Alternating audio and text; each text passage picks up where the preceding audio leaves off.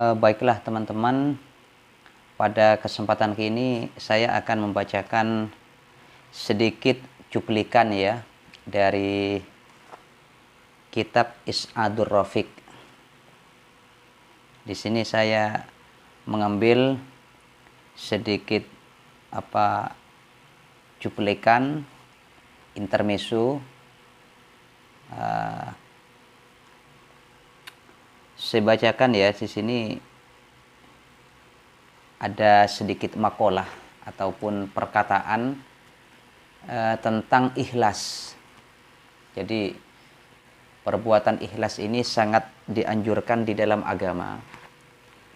Sehingga dengan sebuah pekerjaan atau amal ya yang tidak dilandasi ikhlas, maka amal tersebut tidak berarti apa-apa, karena ikhlas ini adalah ruh daripada sebuah amal itu sendiri.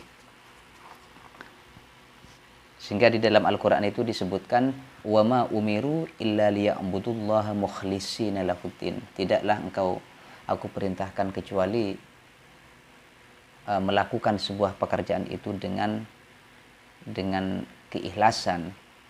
Maka di sini dijelaskan di dalam kitab Is'adur Rafiq ini, wa qala Dhunnun, dan berkata Syekh Ad-Dhunnun. Siapakah Syekh Ad-Dhunnun ini? Yaitu ulama sufi besar pada abad ke-3 Hijriah. Maka sangat populer sekali Dhunnun al-Misri ya. Seorang sufi di abad ke-3 yang namanya itu sangat agung sekali. Salah satu min alamatil ikhlas. Ada 3 perkara yang menjadi indikator atau menjadi tanda-tanda seseorang itu ikhlas di dalam mengerjakan sesuatu. Yang pertama adalah istiwa'ul madhi wa dhammi minal amati. Apa? Istiwa'ul madhi wa dhammi minal amati. Yaitu adanya kestabilan mental dalam diri seseorang. Baik tatkala orang tersebut dipuji ataupun dicela. Seseorang yang ikhlas di dalam melakukan sesuatu, maka baginya atau bagi orang tersebut ketika dipuji ataupun dicela oleh seseorang, apa yang terlintas di dalam hatinya ini? Kalau misalkan dipuji oleh orang lain ataupun dicela oleh orang lain, itu ada kestabilan dalam diri orang tersebut. Dipuji ya biasa-biasa aja, kemudian dicela ya tidak jadi masalah. Jadi kalau misalkan kita dipuji ya, tidak membuat kita ini sangat gembira sekali. Dan begitu juga ketika seorang ini dicela, maka tidak tergoyah sama sekali hatinya. Tidak menyebabkan dengan dicela itu dia merasa sakit atau malah dia itu benci, tidak. Jadi ukurannya, parameternya seseorang ketika oleh orang lain ini dicela ataupun dipuji, mentalnya ini stabil, maka ini sudah menjadi tanda-tanda ya bahwa orang tersebut ikhlas. Itu yang pertama. Kemudian yang kedua adalah wa nisyanur ru'yatil a'mali fil a'mal. Tidak pedulinya atau lupanya melihat amal-amal di dalam sebuah pekerjaan itu, atau tidak pedulinya seseorang terhadap amal di dalam sebuah pekerjaan itu. Salah satu contoh, ketika kita melakukan sholat, jadi manfaat apa yang didapat di dalam sholat? Misalkan, oh ternyata di dalam sholat itu ketika kita melakukan sholat maka diberikan pahala oleh Allah sehingga kita masuk surga. Kalau tidak sholat maka mendapat ancaman. Jadi orang yang berarti ikhlas itu sudah tidak peduli, tidak melihat manfaat dari sebuah pekerjaan. Yang penting sudah melakukannya sudah. Kalau masih melihat manfaat, masih menghitung-hitung manfaat atau mudarat, berarti dia belum memiliki hati yang ikhlas di dalam sebuah pekerjaan. Ini berat sekali sebetulnya ya. Berat sekali, susah. Bahkan apakah ada orang yang orang-orang sekarang ataupun orang yang hidup di era milenial khususnya sekarang ini untuk bisa mencapai makom ataupun kedudukan yang seperti di dalam kitab ini, seperti yang disampaikan oleh Syekh Ad-Dunun Al-Misri ya. Ya, kita husnudzon saja kepada orang lain itu karena kita tidak bisa melihat seberapa besar tidak bisa menilai ya, apakah dia ikhlasnya berapa persen dalam diri orang tersebut. Hanya Allah yang bisa melihat ataupun yang menilai. Itu yang kedua. Wa nisyanu ru'yatil a'mali fil a'mal bi alla tanzura li naf'iha wa darriha. Kemudian yang ketiga, wa nisyanu iqtida'i sawabil 'amali fil akhirah. Tanda-tanda bagi orang yang ikhlas yang ketiga adalah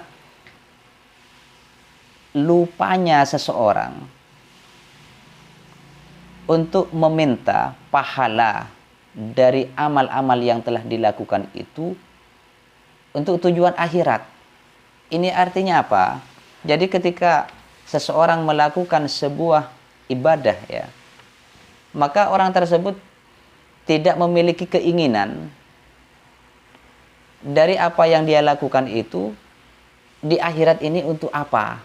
Jika seseorang ini melakukan sebuah ibadah, misalkan sholat, haji, puasa, dan lain sebagainya, maka dia ini tidak memiliki atau tidak terlintas di dalam hatinya ya, nanti pahala apa yang akan diberikan oleh Allah, atau dia minta apa nanti dari apa yang telah dia lakukan untuk kehidupan di akhirat.